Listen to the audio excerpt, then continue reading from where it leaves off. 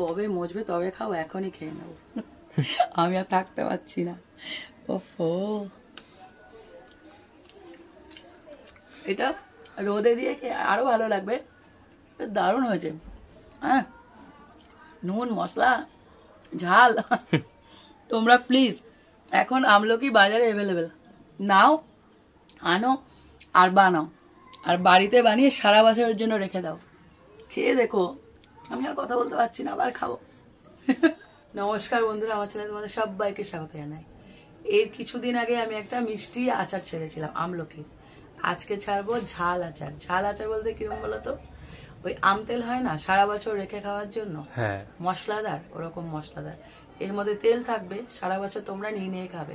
কারণ সবাই জানে আমলকির উপকারিতা, এটা আমার জ্ঞান দেওয়ার দরকার নেই, সবাই জানে। এখানে আমি 1 কেজি আমলকি নিয়েছি। পরে কথা পরে বলছি, তো চলো শুরু করা যাক। প্রথমে একটা এরকম কড়াই বসিয়ে দেবো। যে মশলাটা হয় না, ওই মশলাটা আগে রেডি করে নেবো। এই মশলাটাই কিন্তু সব, মানে যে টেস্টটা আসবে আমলকির, সাধারণত আচারের মশলা যেটা দেওয়া হয় সেই আচারের মশলাটাই প্রথমে রেডি করব। এখানে দিয়ে দিচ্ছি গোটা জিরে, মানে একটা মেজারমেন্ট করেছি তাই একটা করে চামচ নিয়েছি। প্রত্যেকটা মশলা 2 চামচ করে দিয়ে দেবো। এখানে মৌরি নিচ্ছি 2 চামচ, সাদা সর্ষে 1 চামচ, আর কালো সর্ষে 2 চামচ। এবার সবকটাকে না হালকা করে ভেজে নেব। ভাজলে কি সুন্দর একটা গন্ধ বেরোবে। ধনে দিতে ভুলে গেছি, এখানে রাখা ছিল। ধনে দিয়ে দিচ্ছি 2 চামচ।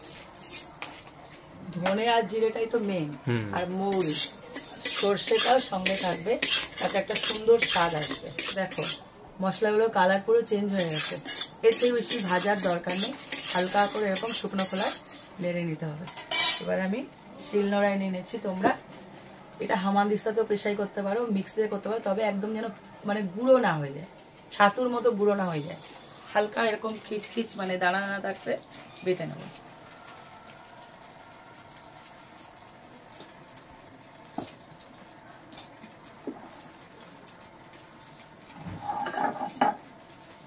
একবার করে ডলা মারলে এইভাবে হয়ে যাবে। এই দেখো মশলাগুলো আমি গুঁড়ো করে নিয়েছি, ঠিক এরকম দানা দানা থাকবে, যেন মুখে পড়ে।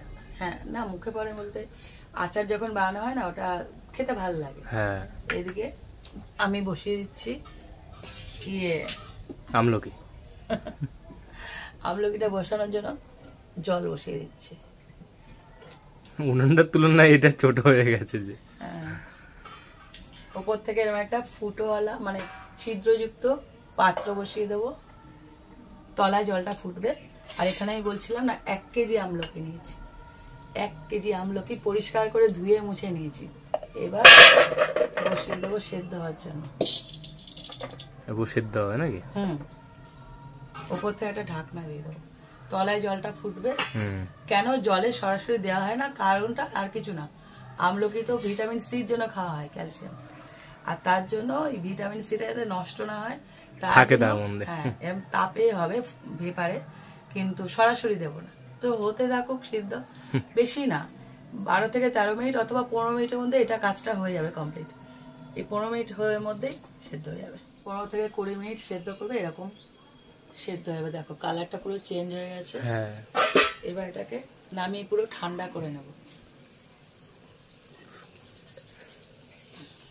আমলকিগুলো ঠান্ডা হতে থাক, ততক্ষণে যে কাজটা বাকি আছে সেটা করে নিই। একটা কড়াই বসিয়ে দিলাম। এবার দিয়ে দেবো সর্ষের তেল। এটা কিন্তু সর্ষের তেলেই করতে হবে, অন্য তেলে হবে না। সর্ষের তেলটা পুরোপুরি একদম ধোয়া ওরা গরম করে ঠান্ডা করে নেব। তো এখানে দিয়ে দিচ্ছি তেল। এখানে আমি 1 কেজি আমলকি নিয়েছি, সে আন্দাজে তেলটা দিচ্ছি। এবার তোমরা যে পরিমাণে আমলকিটা নেবে সেই পরিমাণে তেলটা ইউজ করবে। দেখো তেলটা পুরো ধোয়া উড়েছে, মানে কি পুরোপুরি গরম করে নিয়েছি।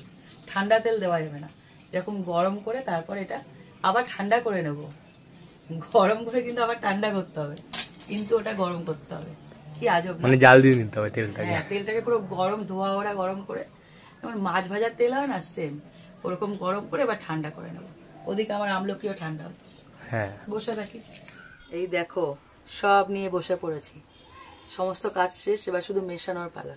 এই যে আমলকি ঠান্ডা হচ্ছে, আর এদিকে আমি কাঁচা লঙ্কা নিয়ে নিয়েছি। কাঁচা লঙ্কাগুলোকে চিড়ে চিড়ে নেব মাঝখান থেকে, নাহলে ঝালটা বেরোবে কি করে। পুরো মাঝখান থেকে চিড়ে চিড়ে নেব, প্রত্যেকটা দুভাগ হয়ে যাবে। এই দেখো লঙ্কাগুলো আমি ভালো করে চিড়ে নিয়েছি। এবার আমলকিগুলোকে, এ তো ঠান্ডা হয়ে গেছে, এরকম হালকা করে চাপ দেবে। এই দেখো এই একা একাই খুলে যাচ্ছে। হ্যাঁ, চারিদিক দিয়ে খুলে যাবে। কি সুন্দর কোয়াগুলো একা একা বেরিয়ে আসবে। প্রত্যেকটাকে দানাটাকে আলাদা করে প্রত্যেকটা আমি আলাদা আলাদা ছাড়িয়ে নেব। একদম সোজা, এরকম চাপ দিলেই না নিজে নিজেই খুলে আসছে। কিছু তো মুখ খুলেই গেছে গরমে, সেদ্ধ হয়ে গেছে কিনা এই মুখটা খুলে আসা দেখেই বুঝতে পারবে যে এটা সেদ্ধ হয়ে রেডি হয়ে রয়েছে। দেখো সমস্ত আমি ছাড়িয়ে নিয়েছি একদম। এবার আমি একটা মাটির পাত্র নিয়েছি, এর মধ্যে মেশাবো, দেখতে ভালো লাগবে। তোমরা যে কোনো পাত্রে মেশাতে পারো, আমার ভাল লাগে তাই এর মধ্যে নিচ্ছি। এটা পুরোটা এর মধ্যে নিয়ে নেব। 1 কেজি তো অনেকটা হয়েছে,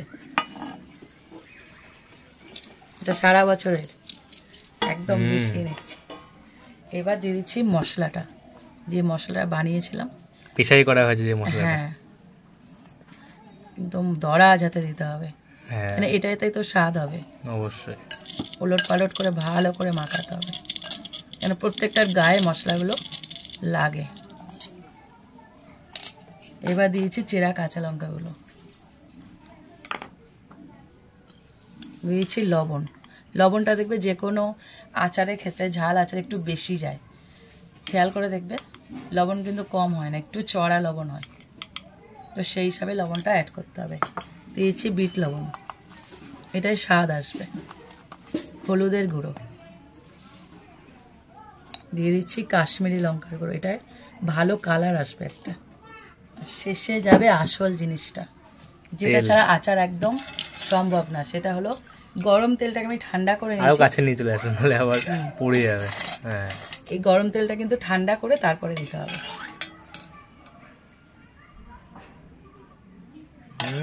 তেল একদম ডুবে থাকবে, একদম দারুণ না? এখনই গন্ধ বেরিয়েছে না? হুম, কি দারুণ আচার আচার ফ্লেভার বেরিয়ে গেছে। বেরিয়ে গেছে। দেখো পুরো তেলটা দিয়ে দিয়েছি, এইবার ওপর নিচ করে মাখাতে হবে পুরো। এটা যেন তেলে একদম ডুবে থাকে, তেল কম হলে কিন্তু ভালো হবে না। না, এটা কি সাদা হলে বেশি ফুটতো? আমার মাটির পাত্র ভালো লাগে তাই মাটির পাত্রে নিয়েছি। তবে এটা তৈরি করার পর না একটা কাচের জারে নিয়ে নেবে। আমি তোমাদের দেখানোর জন্য এখানে দেখালাম, কাচের জারে নিয়ে ওটাকে রোদ খাওয়াতে হবে কিন্তু। হ্যাঁ, 1 মাস পুরো একদম কি বলবো, কড়া রোদ যেটাকে বলে সেটা খাওয়াতে হবে, তারপরে ওটা সারা বছর খেতে পারবে। আমার জিভে জল ভরে যাচ্ছে, কি বানাবো আমি। দারুণ একদম। এই দেখো তৈরি হয়ে গেল আমলকির ঝাল আচার। আমি খাবো নাকি? খেয়ে নি। তোমরা কিন্তু এইভাবে ট্রাই করো। কথা বলতে পারছি না। সারা বছর এরকম স্টোর করে রাখবে। আমি 1 কেজি বানিয়েছি, তোমরা 2-3 কেজি যত খুশি বানাতে পারো। তবে এটা খুব উপকারী জিনিস, তো আমরা চেষ্টা করি যে কোনো ভাবে এটাকে ধরে রাখার। এই তো এখন সিজন চলছে, সিজনের পর তার পাবো না, তাই চেষ্টা করছি মিষ্টি, মোরব্বা, মানে আচার, মিষ্টি আচার, ঝাল আচার, যে কোনো ভাবে এটাকে আটকে রাখার। ঠিক আমার ওই শীতকালের গুড়ের মতন। তোমরা এটা শেয়ার করো রেসিপিটা, আর ট্রাই করো, অবশ্যই ট্রাই করো, খেয়ে দেখো ভালো লাগবে। আর ভালো লাগলে লাইক দিও, আর এরকম আরো রেসিপি পেতে আমার চ্যানেলটা সাবস্ক্রাইব করে দিও, আর যারা ফেসবুক থেকে দেখছো তারা আমার পেজটা ফলো করে দিও। তো আজকের মতন টাটা।